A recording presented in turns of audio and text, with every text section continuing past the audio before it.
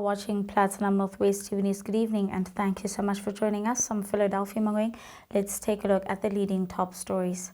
First up, the Department of Water and Sanitation to probe how some business owners acquired government land around the Hartbeespoort Dam, and the West Provincial Legislature holds its strategic planning week. In the business news, the Association of Meat Imports and Exports have raised concerns about the significant port delays. And in the sports news, the Proteas women book a semi-final spot against Australia. We begin here. The Department of Water and Sanitation said it would be investigating how government land was acquired by some business owners around the Hartbeespoort Dam. Deputy Minister David Mahlobo led a dialogue in the area on Monday following months of racial tensions. Black business owners in the area claim they have been ill-treated by their white counterparts, but some white owners have accused them and the media of racializing a non-racial issue. One of the complaints raised by white business owners around the Hartbeespoort Dam is that licenses known as permission to occupy certificates had been awarded illegally to undeserving business owners. Mahlobo said that awarding of land for business use would form part of the mandate that would be given to a committee that would be formed to monitor business relations in the area. In other news, on Tuesday, the West Provincial Legislature held its first day of strategic planning session at the Rio Hotel in Klerksdorp. The session is scheduled to take place until Friday.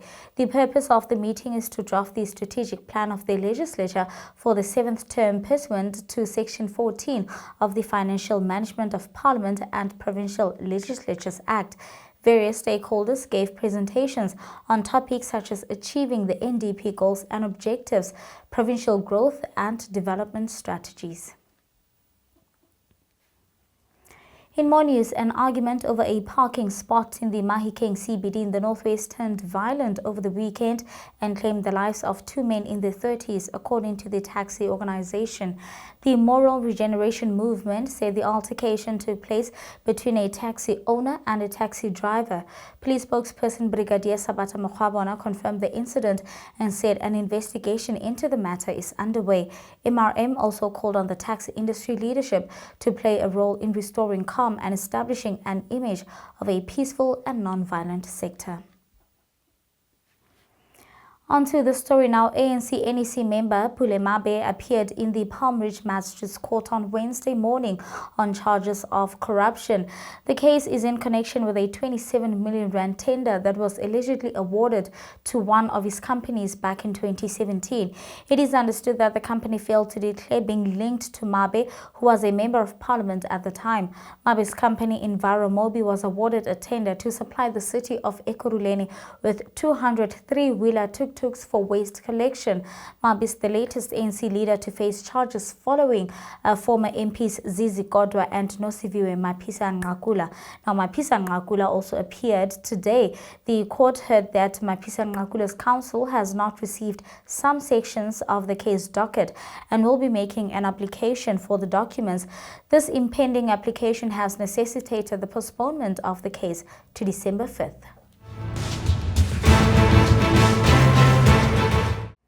Moving on to international news, North Korea claims more than 1 million young people have signed up to join or rejoin the army this week after accusing South Korea of sending propaganda drones to Pyongyang and blowing up border roads. Sources report that 1.4 million young people, including students and youth league officials, signed the petition to join the army. There was no immediate comment from South Korea, which has previously warned that if North Korea inflicts harm on the safety of South Koreans, that day will be the end of the North Korean regime. While North Korea has mandatory military service for men up to 10 years, it has previously claimed that more people have signed up to join the army during the times of heightened tensions with either South Korea or the United States. With that said, let's take a look now at the business news.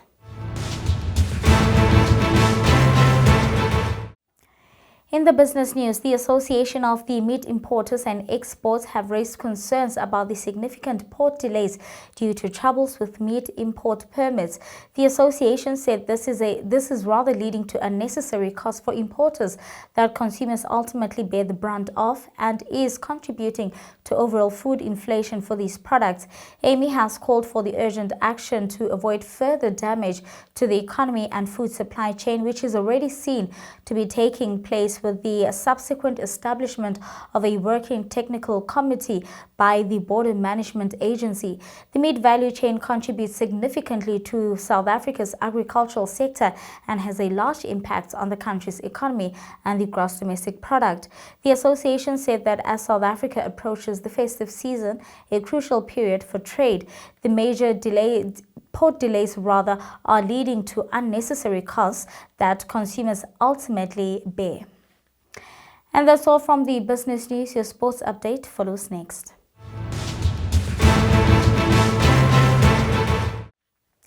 In cricket news, the Proteas women are 2 matches away from lifting the T20 World Cup trophy after it was confirmed last night that they will face Australia in the semi-finals tomorrow. In the last Group B match in Dubai, the results went South Africa's way as the West Indies thumped England convincingly enough to allow the Proteas to secure a spot in the playoffs in the global showpiece in the UAE. While the Proteas needed England to win in order to guarantee their spot in the last 4, a West Indies victory was also sufficient provided they crushed their opponents and the Windies team duly obliged. It is the 3rd successive time that the South African women have reached the playoffs at the global T20 spectacle as they target a spot in their 2nd straight final after losing to Australia in the trophy contest in Cape Town last year. Moving on to men's cricket now, Aiden Markram will captain the Proteas test team in a test match for the first time in his career. Usually, skipper Themba Bavuma is currently out injured and will miss the test series against Bangladesh. Bavuma left with the rest of the squad on Tuesday for their 2-match tour in the hope that he would be cleared to play in the 2nd test. Markram, who has led the Proteas in 13 ODI matches and 22 T20 internationals, will captain the test squad in the first match against Bangladesh next week. And that's where we're going to have to leave it for tonight. Thank you so much for watching. I'll see you again tomorrow evening. Till then, good night and take care.